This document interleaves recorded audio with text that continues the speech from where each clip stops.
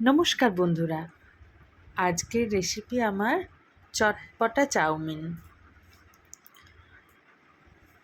খুব ঝরঝরে হয়েছে, দেখতেই পাচ্ছ।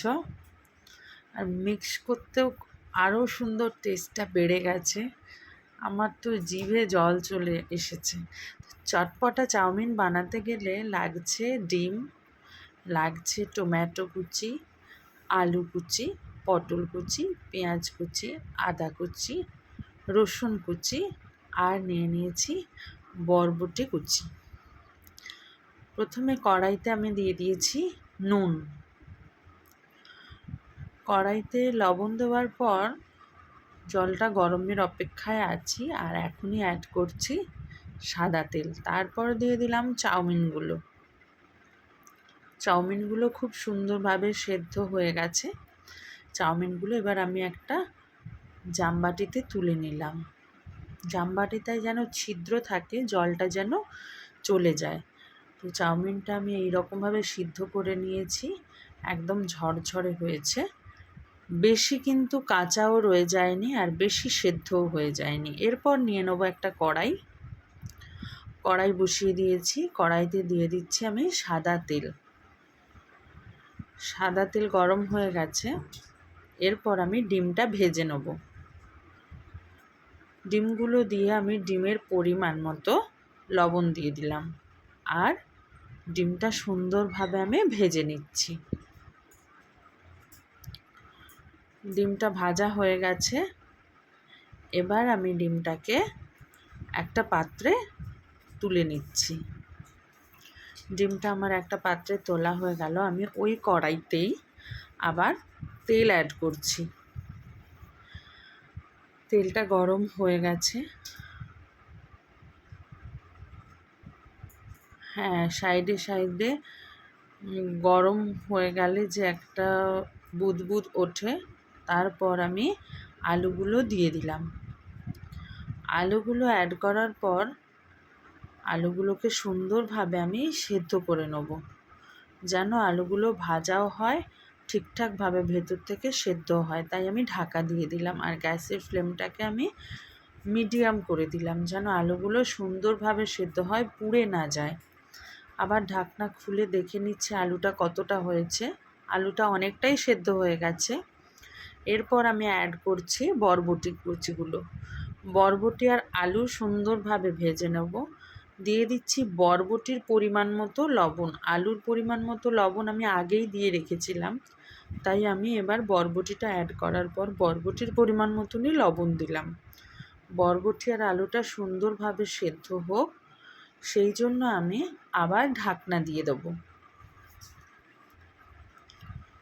বরবটিটার আলুটা অনেকটাই সেদ্ধ হয়ে এসেছে। কতটা সেদ্ধ হলো দেখার জন্য আমি ঢাকনাটা খুলে নিলাম।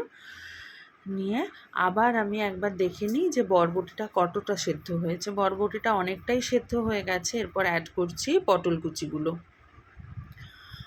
কুচিগুলো এই আলু বরবটির সাথে ভেজে নেবো, এবং পটল কুচির পরিমাণেই আমি দিয়ে দিলাম লবণ। সুন্দরভাবে ভাজা হোক। আমি সুন্দরভাবে নাড়িয়ে চাড়িয়ে নিচ্ছি। দিয়ে দিচ্ছি একটু ঢাকনাটা দিয়ে দিলে সুন্দরভাবে সেদ্ধটা হয়ে যায়। তো পটলটাও সেদ্ধ হতে বাকি আছে। দেখা যাক, পটলটাও অনেকটাই সেদ্ধ হয়ে গেছে। ঢাকনাটা খুলে আমি একটু দেখে নিই পটলটা কতটা সেদ্ধ হলো। হ্যাঁ, পটলটা, আলু এবং বরবটি খুব সুন্দরভাবেই সেদ্ধ হয়ে গেছে। একটু ঢাকা দিলেই হয়ে যাবে। আর একবার আমি ঢাকা দিয়ে দেখে নিই, একটু ওগুলোকে ভেজে নিচ্ছি। ভাজা আমার হয়ে গেছে। আমি এগুলোকে আলাদা পাত্রে এবার তুলে নেব।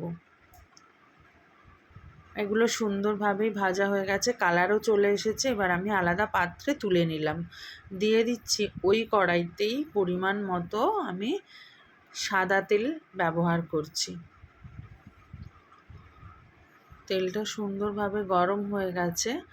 আমি হাত দিয়ে দেখে নিলাম তেলটা কতটা গরম হয়েছে। তেলটা প্রায় গরম পুরোপুরি হয়ে গেছে। দিয়ে দিলাম আমি রসুন কুচিটা হালকা বাদামি রঙের ভাজা হয়ে যাবে। রসুনটা একটু নেড়ে নিই। রসুনটা সুন্দরভাবে ভাজা হয়ে গেছে, বাদামি কালারও চলে এসেছে রসুনে। এখন অ্যাড করে দিলাম আমি আদা কুচিগুলো। সুন্দরভাবে একটু নাড়িয়ে চাড়িয়ে নিচ্ছি।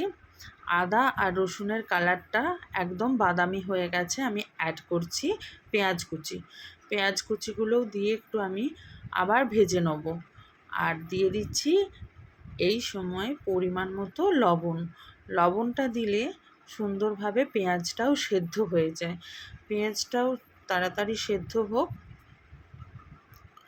আমি এখন অ্যাড করছি টমেটো কুচিগুলো।